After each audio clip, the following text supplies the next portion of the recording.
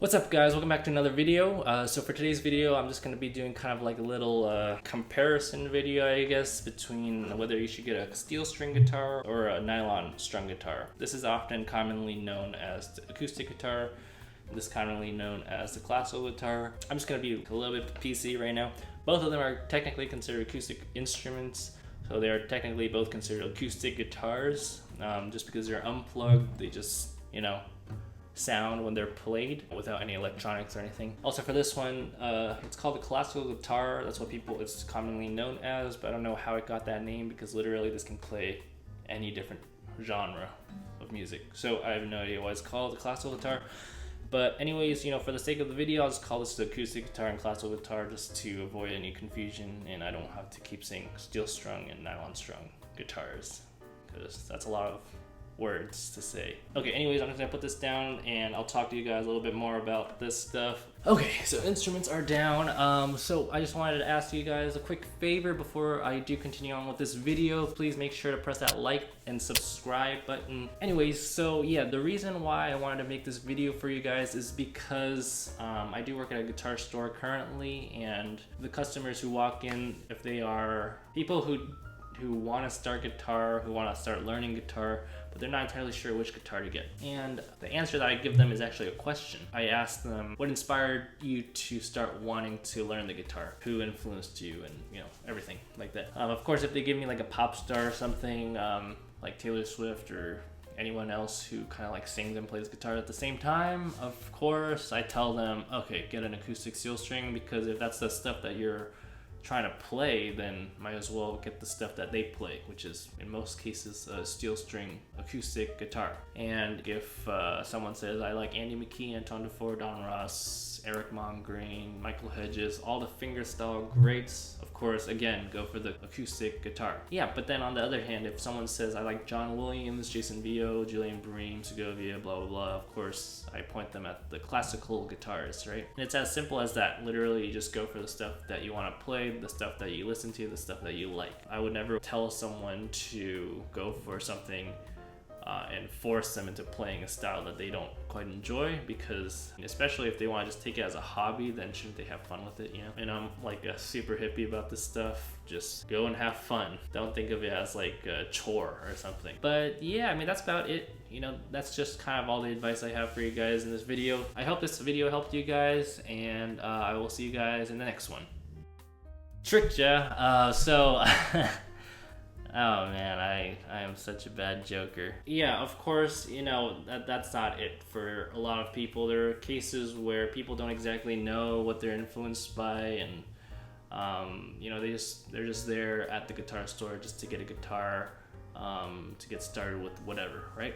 So there's a few things to consider. Before you go to the guitar store, I do recommend you to actually try to listen to as much guitar as you possibly can, just to see what you like. I will be playing a few samples in the end of this video, just so that you guys can get an idea of what stuff can be played on both instruments. But yeah, I'll talk to you guys a little bit about the physical aspects and some of the sounds that you can make out of both instruments, I guess, before I get onto the sample part. Again, all these things are just my opinions on stuff that what you guys should take into consideration before purchasing an instrument. But of course, the biggest thing I think is after you do listen to a lot of guitar and try to find out what you enjoy listening to, and hopefully one day want to learn, go to the guitar store and try them out. It doesn't hurt to ask one of the employees if they can take the guitar down for you to just get a feel of what feels best to you, what kind of sound you like the best. And also, I'm pretty sure a lot of the employees that work there know how to play guitar, so be sure to ask them as well if they can play something for you. This is a really big investment, and I think you should really take your time with it and really think about it. Anyways, I guess we'll start with the acoustic guitar. I'm just gonna bring that guitar out for you guys real quick. Okay, this is my acoustic steel string guitar that I'm using at the moment. It's actually not mine. I'm currently borrowing it from the San Francisco Conservatory of Music, my school. But anyways, some stuff to consider about this guitar is, I called it the steel string guitar, right? So obviously, The material of the strings are made of steel, so it might be a little bit harder on your fingers, so it might hurt for a little bit of time, but you know, there are other things to consider. Of course, you know, after a while your fingers will get used to it and you will start developing callus and it will become very easy to play. Another thing, the neck is actually a lot narrower than the classical guitar. So if you do have small hands, maybe this might be a little bit more comfortable for you to wrap your hands around. You know, there's people who even wrap their entire hand around, like Tommy Emmanuel. They even use their thumb as like a fingering thumb. Yeah, they finger frets with their thumb. So it's narrower. What that also causes is for the string gap to be a little bit narrower as well. So if you are to do fingerstyle, I don't know, it might be more comfortable for some people. It might be a little bit less comfortable for others. For me, it's a bit kind of cramped because I do play a lot of classical guitar as well, where the string gap is a little bit more wide. Those are kind of like the main physical elements I kind of wanted to talk about. You know, of course, there's more stuff to think about, but I think for beginners, you don't really need to think about other stuff too much. For sound, of course, the steel strings are going to create a brighter sound. Right? And also what that brighter sound also helps with, this part isn't crazy too important, but like harmonics are going to be a little bit more crisp and sparkly than the harmonics that are played on a nylon string. You know, of course, for a beginner, that's not really that important, but I don't know. If you watch a lot of fingerstyle artists and stuff, you know, and that's something that you find important, then that's just one of the things to consider, I guess. Also, on the steel string, percussion. Right? Percussion is a lot. On the steel string guitar, percussion is used a lot, right? For fingerstyle and stuff.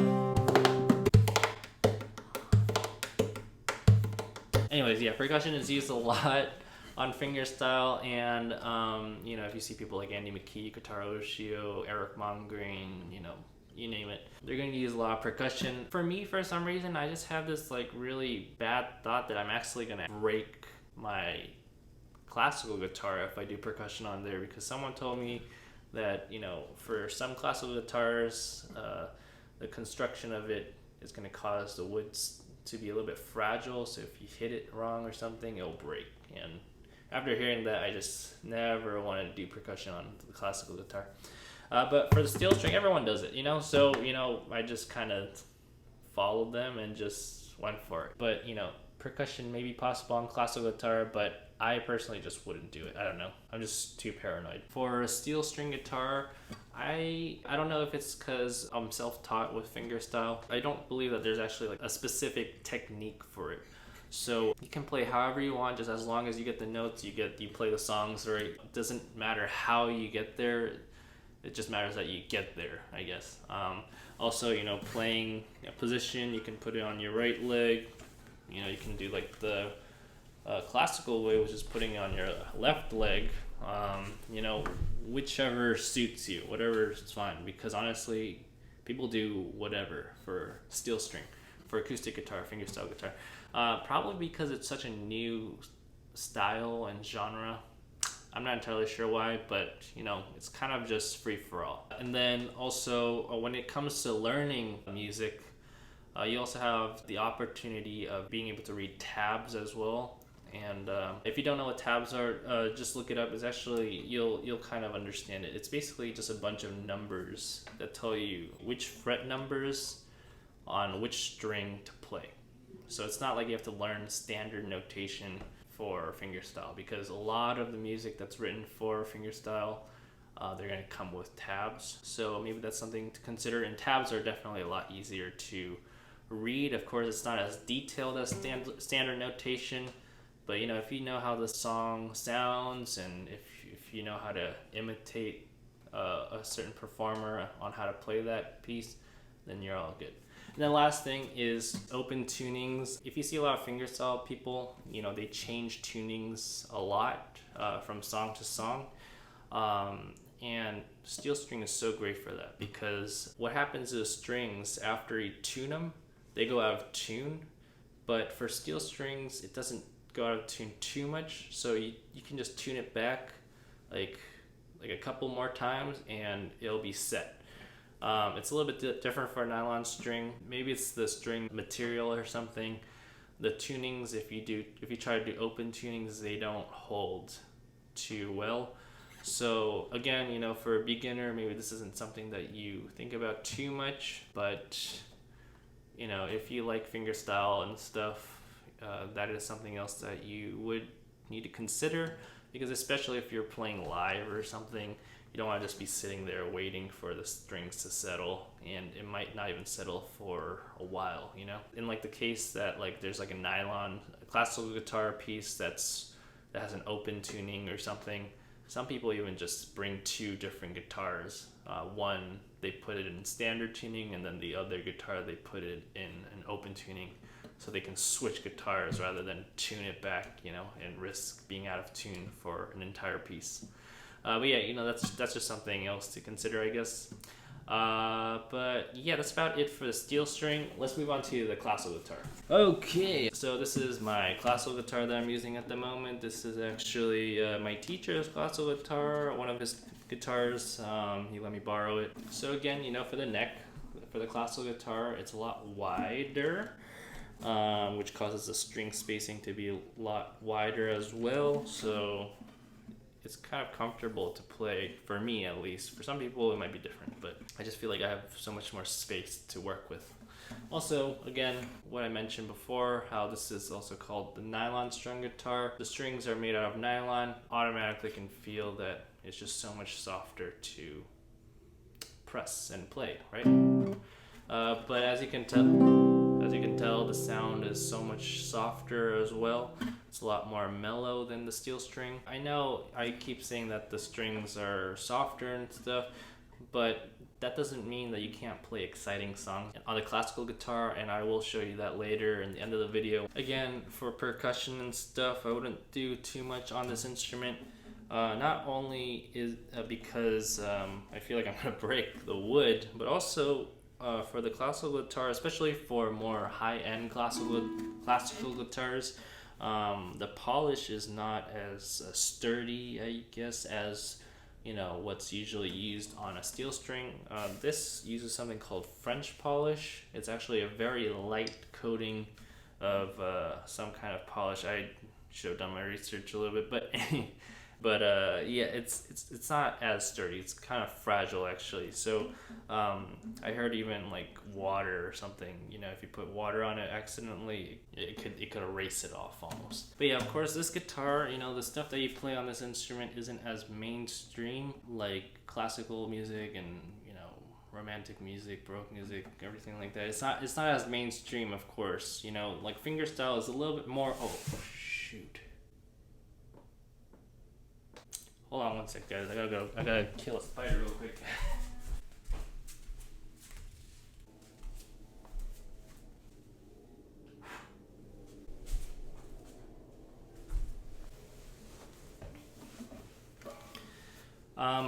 Of course, the kind of stuff that you do play on the classical guitar isn't too mainstream as that's being played on the acoustic steel string guitar, because fingerstyle is kind of in right now. It's like arranging pop tunes and having all those cool techniques and stuff. It's just what kind of amazes people at the moment.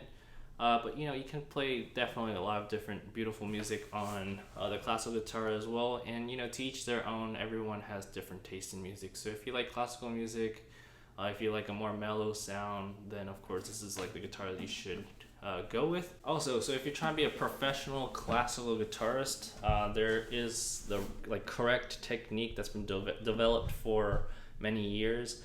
So people do recommend you to start playing with the guitar with this kind of position, where you put the guitar on your left leg and it's kind of at an angle. And this is because it's just ergonomically a little bit better for you. You'll have a straighter back. Your hands will be able to play a lot more comfortably. Also, on top of that, you can play a lot of higher notes. A lot of classical guitars, they don't have cutaways. Playing like this will help you play higher notes, whereas if you play like this, it's actually kind of hard to reach the higher notes. I don't know, maybe it's because I'm so used to playing like this, that's harder for me to reach higher notes. But of course, if you're not trying to play like a professional classical guitarist, you know, you can play however you want. You know, there's no rules for any of this. Also, finally, you know, unless you're playing pop music and fingerstyle stuff on the classical guitar, you will probably have to read standard notation, so you will have to learn how to read notes, like actual notes on the guitar. And so yeah, that's about it for the two instruments. Now I guess I'll show you guys the sound samples of stuff that you can potentially play on both instruments.